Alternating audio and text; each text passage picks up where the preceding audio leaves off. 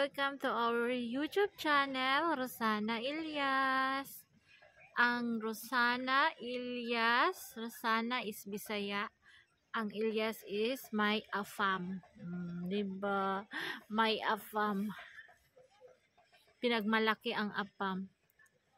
Diyos mio. Apam o ano? Tawag nito.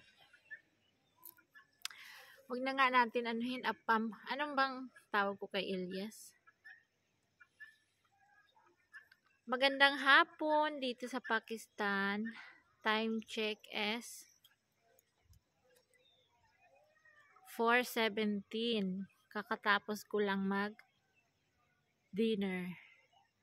Ang ulam ko is munggo na may dahon ng ampalaya at saka bunga ng ampalaya. Mapait pa sa aking life. Mapait pa sa pagmamahal. Mapait pa sa pag-ibig ang aking ulam. Pero, always okay naman. Vitamins. Laban lang. Kasi pag hindi ka kumain, nakakabaliw. Kaya kain lang, samtang may pagkain. O, diba? Sa mga Bisaya na hindi nakakaintindi, as Tagalog pala. So, our topic for today is, paano ko bibilangin yung mga puno dito na maliliit, oh. Hanggang doon sa katuktukan ng bukid. Joke lang. So guys, ang ating topic is, ano ang kaibahan ng mga babaeng Pilipina at saka mga babae dito na kalahi ng asawa ko, which is Pakistani. Ang kaibahan, unang-una is, naliligo tayo ng everyday. Sa isang araw pa lang, kung mainit dyan sa lugar natin sa Pilipinas, is naliligo tayo ng mga 3 times. Oo, 3 times. Meron nga ano eh, alam mo yun, si Chris Aquino, ilang beses yun siya naliligo. Napanood ko yun siya dati. Tapos, yan ang Pilipina. Naliligo every day. 2 to 3 times. Tapos, tatanungin nyo ako, ikaw Rosana, ilang beses ka naligo? Ako sasabihin ko sa totoo ha, kasi winter ngayon. Sa isang linggo, minsan 2, minsan 1, ganun. Kasi malamig kami dito eh, pag sobrang winter talaga na sobrang lamig, merong straight 1 month wala akong ligo. Lalo na yung mga tao dito, ilang buwan kaya walang ligo-ligo sila. Kaya, yun. Pag sobrang lamig kasi, yung ganun eh. Tapos, dito naman, kahit mainit or ang talaga nila, dapat sila maliligo every Friday. Oo, every Friday talaga kasi yun ang dasal nila dito. So, ang kaibahan pa is, ang Pilipina, talagang hindi naliligo pag walang shampoo. Walang shampoo. Dito, sila, kasi nasa bukid ako eh. Based on bukid ako, alam ko yung nakikita, ganito, ganyan. Minsan yung iba, naliligo sila na walang shampoo, sabon lang. Lalo na yung mga kababaihan. Yung mga lalaki, okay lang kasi maiksi lang ang buhok eh. Okay lang na walang shampoo, sabon-sabon lang. Tapos, yung yung Pilipino pa, after yan maligo, maglo-lotion pa yan. Ang daming ik-borichi. Magastos ang Pilipino. Kasi sa shampoo, after shampoo, may conditioner pa eh. Tapos, toothpaste dito, talagang, ang Pilipino, nagtutoothbrush talaga yan. Minsan, 2 to 3 times adi ang Pilipino nagtutoothbrush. Kapag nag-work ka, pero kapag sa bahay ka, siguro 1 time nagtutoothbrush, ganyan. Pero dito, kahit ako inaamin ko, siguro, magtutoothbrush ako ng siguro mga 2 araw. dalawa, ganyan. Every, ano lang ako mag-toothbrush. Every gabi. Lalo na ngayon, malamig. Naku, day, mumug na lang tayo nito ng mainit na warm water. Ganun. Tapos kadalasan dito yung mga yung mga kababaihan kasi balot na balot nga, hindi makita yung ulo nila. Minsan wala na silang buhok kasi kakabalot, tapos maano yung buhok nila, madikit-dikit. Yun. Tapos ang kaibahan pa ng Pilipina at saka Pakistan is ang Pilipina magastos, sobra. Sobra tayong magastos. Alam niyo yung bakit? Meron tayong lotion, meron tayong ina-apply sa mukha, meron tayong yung sabihin na panty liner, meron tayong basta ang dami nating mga kaikan sa buhay, meron tayong mga perfume, ganyan. Dito sila mga babae, pag pumasok ka sa bahay, napakasimple. Makikita mo lang yung bed, mga higaan sa kwarto, mga kumot, ganyan. Pero tayo, napakarami nating mga Pilipina, napakagastos natin, 'di ba? So mayroon nga isang Pilipina sa sa Messenger ko. Nagchika kami, nag-video ko. Sabi niya, "Ay naku ate, may nangliligaw sa akin ng Pakistani." Sabi niya, mag-asawa daw kami, pakasalan daw niya ako. Sabi ko, may trabaho naman siya ate, pero hindi sapat kasi nagtulong pa siya sa family niya. Tapos ako, may trabaho ako. Ayaw ko i-give up yung work ko ate kaysa kanya. Ipagpalit ko ang work ko sa kanya kasi hindi naman niya ako kayang buhayin. Alam mo ate kung bakit? Magastos ako eh. Meron akong lotion, meron akong pampaganda, meron akong ganito, ganyan. So, sabi ko, oo nga dahil true.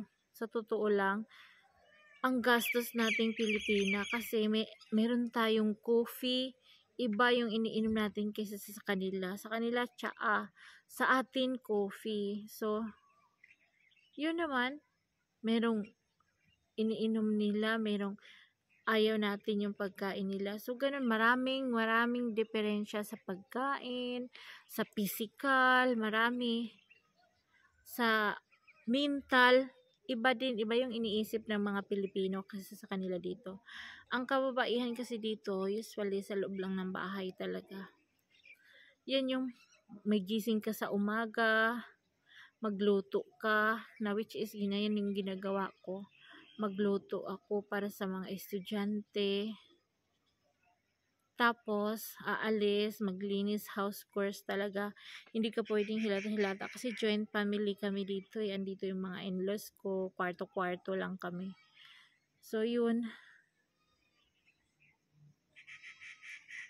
Yung iba, maganda ang buhay ng mga Pakistani kahit ganyan lang kasi nagtatrabaho naman yung mga asawa nila. So, pag uwi, merong income, merong ganito, sabihin na, mahal, ito na yung kita ko for today. Arawan dito. Ang construction dito, I think 1,200 ang isang araw construction. Maganda yung iba kasi dito, almost mga asawa is abroad. Tumatanggap sila ng 100,000 monthly.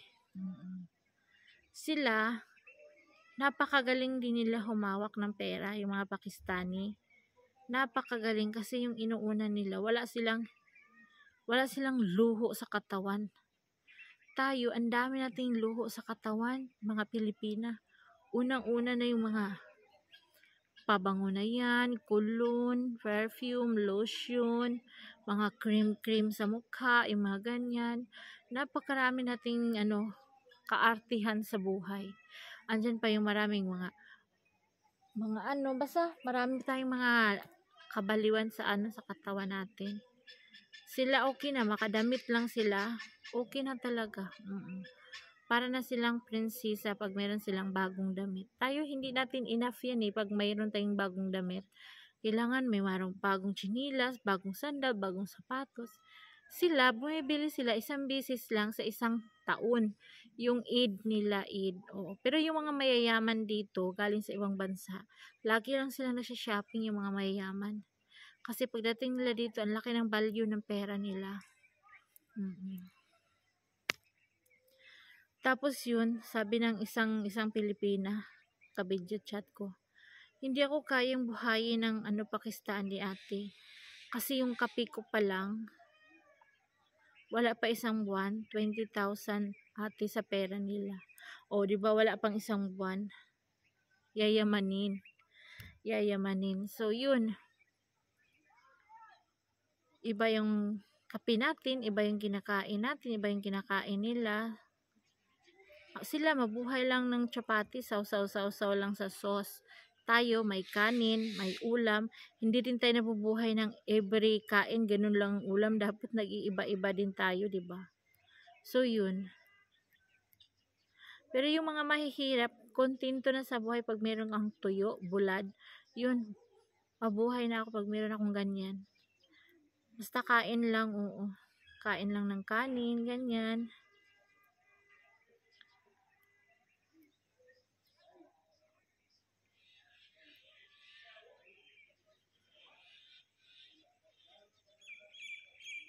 Ang differentiate naman ng lalaking Pakistani at saka lalaking Pinoy. Ang Pinoy, ano ba ang ng Pinoy natin? Basta malaking pagkakaiba ang Pilipino pag dumaan, maamoy mo yung perfume, yung iba, yung ganyan. Dito sa bukid namin kasi mga construction dito mga tao, pag naamoy, pag nasalubong mo, amoy pawis na. Sabi nga nung Pilipina, ano ba yun ate? May namit ako dito ng Pilipina. Ano ba yun ate? Ang tapang naman ng ng amoy niya. Nasa mall kami nun eh. Sabi ko, masanay ka day. Pag nag-asawa ka, ganun ang maaamoy mo dito. Hindi naman lahat in generalize ha.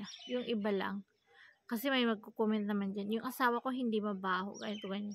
Oo, hindi naman lahat. Yung iba lang talaga. Kasi yung iba dito, may binibigyan ako ng perfume. Friend na Elias, hindi ginagamit yung perfume. Ayaw ata nila yung ayaw nila yung maamoy-amoy. Gusto nila yung natural lang. Natural na amoy nila.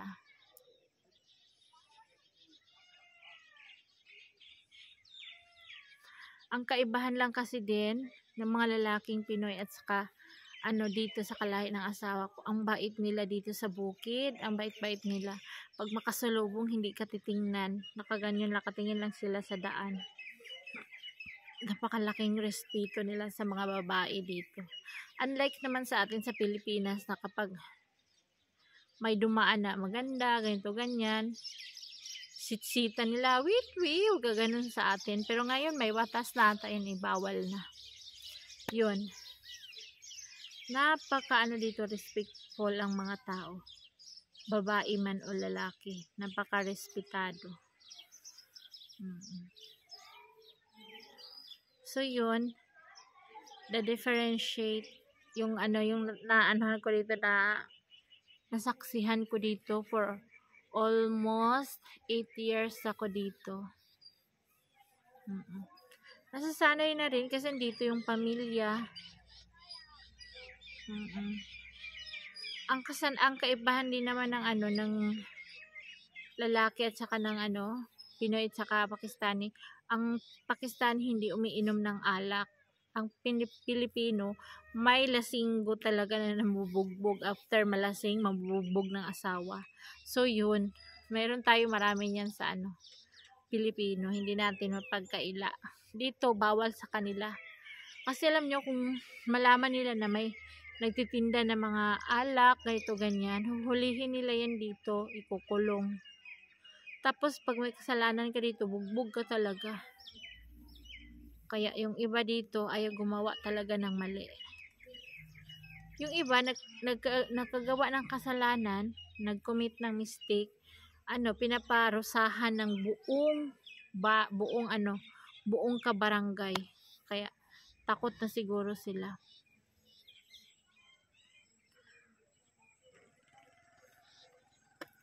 Hoy, buto.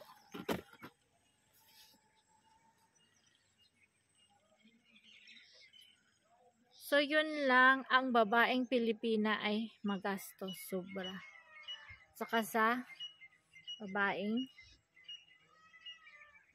Pakistani na dito sa bukid lang namin ha, sa city, mayayaman doon. Magastos na yung mga babae doon kasi marami ng pera. Dito lang sa amin, sa Yaw-Yawan time. Salamat for watching. Thank you. God bless everyone.